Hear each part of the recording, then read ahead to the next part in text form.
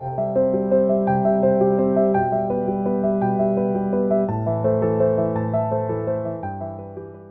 quelques-uns parlaient du temple en évoquant les belles pierres et les offrandes dont il était orné, il dit : « Les jours viendront où, de ce que vous voyez, il ne restera pas pierre sur pierre qui ne soit renversée. » Ils l'interrogèrent : « Maître, quand donc cela arrivera-t-il ?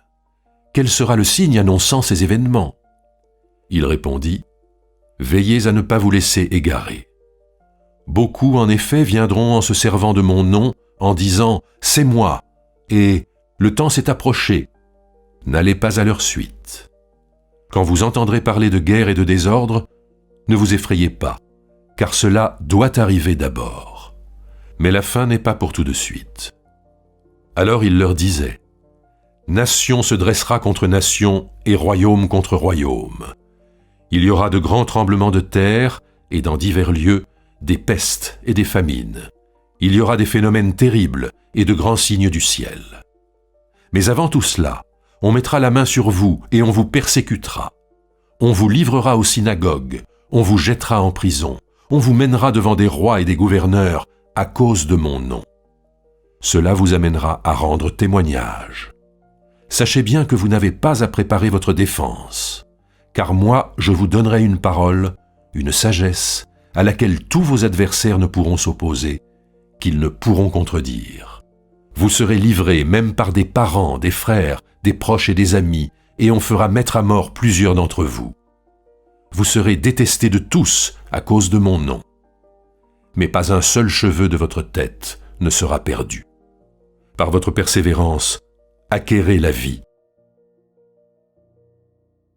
Nous nous approchons de la fin de l'année liturgique et là donc nous sommes dans ce chapitre apocalyptique de l'évangile de Luc et qui est introduit par une référence au temple. Les disciples sont devant le temple, ils sont en admiration devant le bâtiment et Jésus les cueille un peu à froid en disant que tout cela disparaîtra. Alors, quelques mots sur le temple ? D'abord, il est tout neuf. Oui. Il est tout neuf. Puisque Hérode le Grand a entrepris des travaux colossaux. Le temple qui avait été reconstruit après le retour de l'exil à Babylone avait été reconstruit, semble-t-il, un peu de guingois.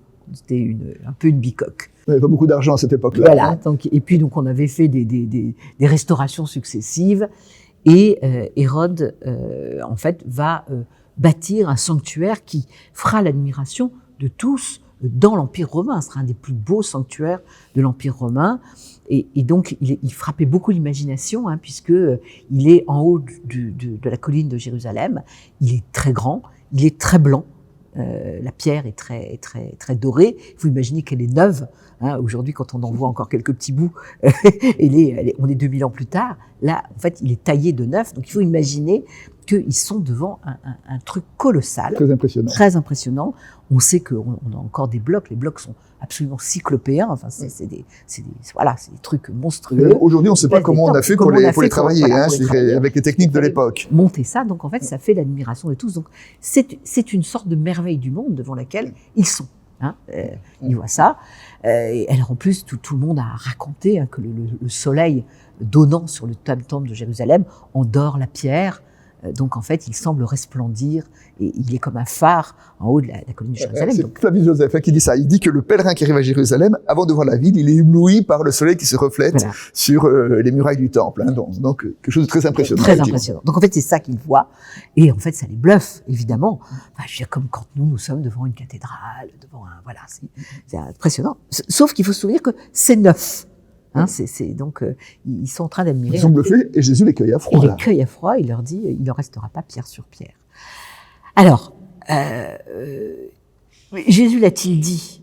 Ou est-ce qu'on est dans une relecture? Parce que, effectivement, dans l'histoire, en 70, le temple est rasé par Titus, et il n'en reste pas pierre sur pierre. Je ne sais même pas comment ils ont fait pour le détruire. Mais c'est une catastrophe absolument abominable pour le peuple. Et alors, on n'a pas assez à l'esprit, nous qui sommes des chrétiens, la tragédie qu'a été la disparition du judaïsme du temple. les sacrifices on n'a plus fait de sacrifices, et le temple a été rasé, les blocs renversés, des populations dispersées, des dizaines de millions de gens ont été réduits en esclavage, parce que la violence romaine a été extrême, absolument extrême. Et donc, est-ce que c'est l'écho de ça qui transparaît? Beaucoup d'exégètes pensent que c'est l'écho de cette catastrophe qui transparaît dans les paroles. Donc beaucoup d'exégètes disent que l'évangile a été écrit après 70 et que donc il met dans la bouche de Jésus ce qui est arrivé. Maintenant, on peut aussi considérer que Jésus pouvait bien voir que l'économie politique et religieuse qui était autour du temple était en impasse, enfin je dirais. Et que... Oui, on est de toute façon dans une... Alors les historiens sont très partagés aujourd'hui sur l'analyse de ce temps. Est-ce que c'était un temps troublé? Est-ce que les gens avaient la conscience du fait que c'était un temps troublé? Voilà. En tous les cas, c'était quand même un temps de trouble et où finalement c'était la puissance politique d'Hérode qui avait érigé le temple. Et au fond, ça n'était pas le signe d'une bonne santé religieuse. Au fond, le mouvement sadducéen autour du temple était un mouvement qui, religieusement, spirituellement, était très essoufflé. Et pour preuve d'ailleurs, c'est que le pharisaïsme, le mouvement des pharisiens, s'était détaché et avait pris ses distances avec le temple. C'est d'ailleurs pourquoi c'est le courant du judaïsme qui survivra à la destruction du temple, puisque la très belle idée du pharisaïsme, c'est que au fond, nous portons un temple intérieur et que nous sacrifions. Nos sacrifices sont un cœur brisé et la constance dans l'étude de la parole et de la Torah, et que c'est ça qui fait un homme religieux et non pas le sacrifice extérieur qui est fait au temple. Et c'est en cela que nous nous sentons ces projets pharisiens, nous chrétiens aujourd'hui, parce que c'est bien sûr. Compréhension de la religion qui est à travers l'étude et à travers le cheminement personnel, on s'y retrouve en tant que chrétien. Absolument. Et donc d'ailleurs, c'est pour ça que c'est le pharisaïsme qui survit à travers le judaïsme rabbinique, parce que au fond, il est équipé pour survivre sans le temple. Mais ça a été une catastrophe abominable, et d'une certaine façon, tout le texte qu'on a là nous rend compte de ce temps de trouble qui s'annonce. Et qui va effectivement être un temps abominable. Voilà, parce que pour revenir à notre récit, donc il y a le temple, et effectivement, et d'ailleurs on l'a pas dit, mais dans l'Évangile, il y a plusieurs passages de l'Évangile, on voit bien que Jésus s'oppose à l'économie religieuse symbolisée par le temple. Tout à fait. Et puis donc, qui trouve là une espèce d'aboutissement avec ce dernier chapitre, donc enfin ce chapitre d'Apocalypse, dans lequel donc Jésus annonce la destruction du temple, et puis au-delà de la destruction du temple, il annonce une période très troublée quand même. Très troublée. Il annonce des persécutions. Donc là, effectivement, on est en droit de penser que ça a à voir avec une période troublée et une période de persécution. La situation de la première Église. De la première Église. Il faut rappeler que la première Église, elle est pas persécutée tant par le pouvoir politique que par les restes d'une forme de judaïsme. Enfin, Paul, le persécuteur, il persécute au nom du judaïsme. Donc, tout ça est assez compliqué parce qu'on a dans l'idée que tous les chrétiens ont été jetés au lion romain, alors qu'en fait, c'est une période beaucoup plus troublée que ça. Cela dit, Jésus dit à ce moment-là, vous serez conduits devant les tribunaux, les rois, les gouverneurs. Les rois et les gouverneurs, oui. Ce qui est plutôt l'autorité politique, là. Tout à fait, mais d'ailleurs, Luc lui-même, qui écrit les Actes des Apôtres, nous raconte les épisodes de Paul devant Festus, le gouverneur romain. D'ailleurs, quoi qui est plutôt sympathique, d'ailleurs, le Festus en question. Le Festus en question écoute Paul. Il est plutôt bienveillant par rapport à Paul. Tout à fait. Mais enfin bon, l'histoire se termine mal pour Paul quand même. Oui, à Rome. Donc en fait, effectivement, l'agitation religieuse de ce temps est assez compliquée, et ce temps de tribulation, au fond, nous est raconté là. Alors, il faut dire une chose, c'est que ce texte-là, comme d'autres qui sont dans d'autres évangiles, dans Matthieu par exemple, ont nourri l'imaginaire de la fin des temps, l'imaginaire eschatologique, donc en particulier le Moyen-Âge, a beaucoup travaillé dans son imagerie sur ces grandes tribulations finales, ces moments où parce qu'on parle de guerre, de troubles, guerre, troubles, tremblements de terre, etc. C'est quand même Mais malheureusement, J'ai envie de dire comme toujours. Hein. oui, c'est ça. Malheureusement, c'est quand même un peu l'histoire de notre humanité. Au fond, les périodes où il n'y a pas de guerre, pas de tremblement de terre, pas de catastrophe climatique, voilà, c'est quand On veut bien, on achète. Oui, oui, absolument. C'est-à-dire, au fond, ce sont des sortes de fenêtres dans un moment, dans un temps du monde. Tout d'un coup, il y a un endroit à peu près calme, mais finalement, Ça, c'est l'exception. c'est un peu l'exception. Et ce qui est amusant, amusant si j'ose dire, c'est que au fond, on a toujours peur que ce soit pire, que quelque chose de pire advienne. Alors. Donc le pire est dans notre temps. Enfin, mais le pire est déjà là, évidemment. Ici, en ce monde, déjà, il y a des guerres, il y a des tremblements de terre, il y a des tsunamis, il y a des catastrophes climatiques, il y a des tornades, il y a des épidémies. D'accord. Donc le texte nous dit, ça existe. Le tragique fait partie de notre histoire. Oui. Mais maintenant, il y a aussi un manuel de comportement. Oui, il y a un manuel de comportement qui est « Ne craignez pas ». Oui. Voilà. Voilà. C'est l'évangile mis à l'épreuve au rentrée, là. Oui, tout à fait. Qu'est-ce que c'est que cette confiance à laquelle Jésus nous appelle, malgré